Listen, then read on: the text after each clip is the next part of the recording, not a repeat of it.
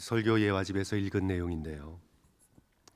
너무 가난해서 살아갈 수 없는 한 젊은이에게 어느 독지가가 하루에 86,400원을 매일매일 넣어주었습니다. 꼬박꼬박 매일매일 그 금액을 넣어주면 한 달이면 260만 원에 해당하는 금액이죠. 현재 미국 달러로 2,000불이 넘는 금액입니다. 아주 가난하여 공부조차 생각할 수 없던 젊은이에게 이 돈은 공부를 시작할 수 있는 그런 상당한 금액이 되었습니다. 10년여의 시간이 지난 어느 날, 그 독지가가 자신의 이름을 밝히고 그 청년에게 만나자고 제안을 합니다. 그리고 내가 매일매일 넣어준 돈으로 지난 10년간 어떻게 인생을 살아갔는지 내게 알려달라고 요청을 합니다. 이것은 일종의 우화이지요. 일종의 비유입니다.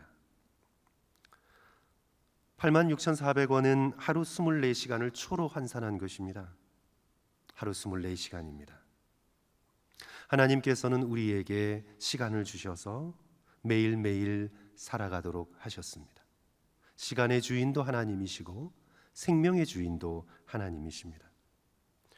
부한 자나 가난한 자나 미국 사람이나 한국 사람이나 남자나 여자나 살아있는 모든 사람들에게 하루 24시간을 공평하게 선물로 주셨습니다.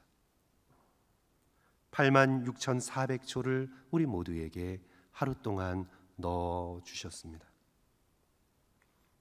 이제 우리의 생명의 주 되신 하나님께서 정하신 때가 되었을 때 우리에게 물어보실 것입니다. 내가 너에게 준 시간으로 너는 무엇을 했는지, 그리고 어떻게 살아왔는지, 그 시간을 사용하면서 너는 어떤 사람이 되었는지 내게 설명해 달라고 하나님께서 우리에게 요청하실 것입니다. 그래서 오늘 전도서 12장 1절, 이 전도서를 마감하는 12장에서 전도자 솔로몬은 충고합니다. 너는 청년의 때에 너희 창조주를 기억하라. 곧 곤고한 날이 이르기 전에, 나는 아무 낙이 없다고 할 해들이 가깝기 전에 그렇게 하라. 너의 생명의 주, 너를 세상에 보내신 주, 너에게 시간을 주신 하나님, 내 창조주를 너가 젊었을 때부터 기억하라. 이 말씀은 우리에게 시간을 주신 하나님을 늘 기억하고 이제 그 시간을 결산할 때가 머지 않았음을 다시 한번 기억하며, 너에게 아직 생명의 에너지가 충만할 때 그 젊음의 때를 여호와 하나님을 기억하며 하루하루 책임 있게 살라고 우리에게 말씀하고 있습니다. 사랑하는 성도 여러분, 우리는 우리의 1차적인 우리의 인생의 모든 문제는 하나님과 나 사이의 문제입니다. 우리 인생에 다른 사람들이 있고 시간과 환경도 있고 또 다른 어떤 여러 가지 것들이 있지만 1차적으로 우리의 삶의 모든 인생은 하나님과 나 사이의 문제입니다. 우리 인생의 모든 일이 하나님 앞에서 내가 하는 것입니다. 사람 앞에서 1차적으로 하는 것도 아니고, 환경이 허락되고 허락되지 않을 때 내가 하는 것도 아니고, 내가 살아 움직이며 생각하며 일하며 하는 모든 행동은 하나님 앞에서 하는 것입니다. 왜냐하면 하나님께서 우리에게 오늘 하루를 살아가라고 시간을 넣어주셨기 때문입니다. 그 주어진 시간으로 내가 어떤 일을 행했고 내가 어떤 선택을 했는가에 대해 하나님 앞에서 책임을 져야 한다고 오늘 전도서의 기자 솔로몬은 우리들에게 말씀하고 있습니다. 그게 인간의 본질입니다, 성도 여러분. 우리가 인간이 된다는 것은 책임을 지는 존재가 된다는 것입니다. 내가 인간으로서 이 땅에 왔다는 것은 내가 나의 선택에 대하여 책임을 진다는 그런 뜻입니다. 그러나 아담과 하와는 그 책임을 회피합니다. 인간이 되기를 거절합니다. 하나님께서 아담에게 물으셨습니다. 누가 너의 벗었음을 내게 알게 하였으며 내가 먹지 말라 명한 그 나무의 열매를 내가 먹은 것이냐? 그렇게 말씀하실 때 아담은 자신의 선택에 대한 책임을 회피하여 하와에게 전가합니다. 하나님이 주셔서 나와 함께 있게 하신 여자, 그가 그 나무의 열매를 내게 줌으로 내가 먹었을 뿐입니다. 자기의 책임을 하나님과 당신이 주신 여자, 그리고 하와에게 전가합니다. 자신이 마땅히 선택한 그 책임을 환경 탓으로, 다른 사람 탓으로 회피합니다. 가인도 마찬가지였습니다. 동생 아벨을 죽이고도 하나님이 질문하시는 이 질문에 내 아우 아벨은 어디 있느냐? 라는 하나님의 이 질문에 그가 어떻게 대답을 합니까? 내가 내 아우를 지키는 자니까 도대체 왜 내게 묻는 것입니까? 철저히 인간됨의 책임을 회피합니다.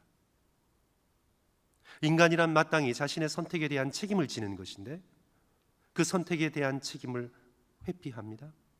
하나님이 창조하신 인간의 위치에서 내려가려고 합니다. 이것이 바로 인간의 거의 모든 정신적인 문제입니다. 오늘날 우리 가운데 정신적인 문제가 굉장히 많잖아요. 인간의 거의 모든 정신적인 문제는 바로 자신의 인생에 대해 마땅히 책임져야 할 책임을 회피하는 데 뿌리를 두고 있습니다. 환경을 핑계대고 다른 사람을 비난하고 자신의 책임 없음을 주장하려 하고, 인간이 된다는 것은 하나님 앞에 자신의 책임을 지는 것인데 그것마저 회피합니다. 그래서 어떤 순간에는 조용히 가만히 있으면서 선택해야 될 순간에 선택하지 않고 자신의 책임을 회피합니다. 저는 신문을 읽다가 소스라치게 놀랐던 일이 있습니다. 한국에서 한 6개월 전인가요? 1년 전인가요? 일어났던 일인데 너무 흉측한 사건이라 아침에 성도들께 말씀드릴 수는 없습니다. 사건의 스토리는 장인이 있는 데서 아내를 살해를 했는데 그가 후에 경찰에 잡혀서 신문 조사를 받을 때 이 사위가 장인한테 하는 말이 그때 글쎄 좀 말리지 그러셨어요. 너무나 어처구니 없는 말이죠. 그때 좀 말리지 그러셨어요. 자신이 살인을 저지른 일이 마치 옆에 장인이 말리지 않아서 벌어진 것 때문이라는 듯 매사에 자신의 선택에 대한 책임을 회피하고 정신적으로 영적으로 아주 망가져버린 그런 모습을 하고 사람들 앞에 서 있습니다. 오늘 우리는 전도서의 이 말씀을 대하면서 다시 한번 우리 자신을 향해 분명히 또 말하고 깨달아야 되겠습니다. 인생이 인간이 된다는 건 자신의 인생에 대해 책임을 지는 것이다. 다른 사람에 대해 책임을 지라는 말씀도 아니고요. 하나님께서 내게 주신 나의 시간, 나의 인생에 대해 내가 마땅히 선택에 대한 책임을 져야 한다는 것, 우리가 그것을 꼭 기억할 수 있었으면 좋겠습니다. 로마서 14장 11절 12절에서 이렇게 기록하고 있습니다. 기록되었으되 주께서 이르시되 내가 살았노니 모든 무릎이 내게 꿇을 것이요 모든 혀가 하나님께 자백하리라 하였느니라. 이러므로 우리 각 사람이 자기 일을 하나님께 짓고 직접 고하게 될 것이라. 우리 각 사람이 자기의 일을 하나님께 짓고 하게 될 것이라. 내가 어떻게 살았는지, 이 시간과 생명을 주신 하나님 앞에 나의 인생을 결산할 때가 올 것이다. 그러므로 창조주는 당연히 심판주의여야 합니다. 우리가 진화에 의해서 저절로 생겨났다면 책임질 일이 없습니다. 우리가 진화의 원리에 고하겠습니까? 저절로 생겨났는데 누가 책임집니까? 책임질 것이 아무것도 없습니다. 책임질 대상도 없습니다. 저절로 생겨났는데. 우리 자신이 스스로 만들었다면 마음대로 살아도 됩니다. 자기가 자기를 조직하고 자기를 창조했으니 자기 마음대로 살면 그만입니다. 하지만 우리의 양심이 증거하고 있고 성경의 말씀이 증거하고 있고 우리의 상식이 증거하고 있습니다. 우리는 우리의 뜻대로 만들지도 않았고 저절로 생겨나지도 않았습니다. 우리는 생명의 주관자 되신 하나님에 의해 만들어졌고 이 땅 가운데 보내졌고 이 땅 가운데 하루하루 하나님께서 공급하시는 시간을 통해 살아가고 있는 존재입니다. 그래서 우리는 우리의 삶을 언제 마쳤든지 우리는 반드시 하나님 앞에 서야 하고 우리가 어떤 삶을 살았는지 하나님 앞에 말해야 합니다. 하나님께 말해야 합니다. 오늘 본문 2절, 3절, 4절, 5절은 그때가 얼마 남지 않았음을 종말론적인 표현을 통해서 표현하고 있습니다. 지금 너가 청년이라 할지라도, 지금 내가 두 손과 두 발을 가지고 움직이고 걸어다니며 너의 뜻대로 마음에 원하는 대로 내가 하고 싶은 대로 행할 수 있는 능력이 있다 하더라도 그 시간이 손살같이 흐를 것이라는 것. 금세 몸은 늙어 병들고 청년의 모든 에너지가 급격히 사라지고 무덤에 들어갈 날이 곧 오게 될 것이라고. 2절 해와 빛과 달과 별들이 어둡기 전에 너는 창조주를 기억하라고. 우리의 눈이 어두워 빛을 분간하지 못할 때가 곧 닥칠 것이라고.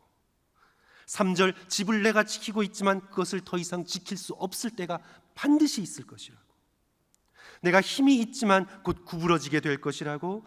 죽음이 엄습해 올 때 누가 감히 지키고 굳건히 설 수 있을까요? 먹을 것을 만들기 위해 맷돌을 돌릴 힘도 너는 없어질 것이고 창 밖으로 내다보아도 어둠만이 있을 뿐이고. 4절 길거리의 문들도 닫힐 것이고 맷돌 소리도 적어질 것이고 그저 새소리밖에는 들릴 것이 없을 것이고 노래하던 여인들도 다 늙어져 버릴 것이고 죽음의 힘이 한번 인생을 휩쓸고 지나가면 모든 것이 다 헛되이 사라질 것이고 그리하여 모든 것이 한자리에 영원한 곳에 무덤에 들어가게 될 것이고 그러기에 너는 지금 살아있을 때 창조주 너의 하나님을 기억하라고 전도자 솔로몬이 호소하고 있는 것입니다. 5절 말씀 또한 그런 자들은 높은 곳을 두려워할 것이며 길에서는 놀랄 것이며 살구나무가 꽃이 필 것이며 머리가 하얘진다는 은유적인 표현입니다. 메뚜기도 짐이 될 것이며 메뚜기 하나도 들 수 있는 힘이 없을 것입니다. 정욕이 그치리니 이는 사람이 자기의 영원한 집으로 돌아가고 내가 살았던 곳에는 조문객들이 거리로 왕래하게 될 것이라. 하나님 없는 삶의 철저한 허무함을 솔로몬이 우리들에게 보여주고 있습니다. 그리하여 오늘 본문의 결론은, 아니 전도서 전체의 결론은 뭐라고요? 창조주를 기억하라.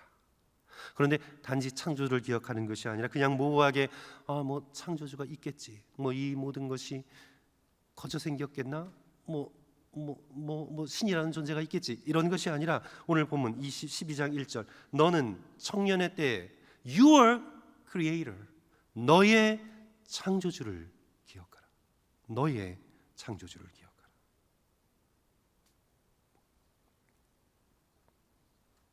아직 생명이 있고 시간이 주어졌을 때 하나님 앞에 서야 한다는 이 절대적인 진리를 깨닫고 하루하루 주께서 부어주신 시간을 책임있게 살라. 책임있게 살라. 우리가 송구영신 때 잘 부르는 찬송가죠. 찬송가 552장 1절 아침 해가 돋을 때 만물 신선하여라.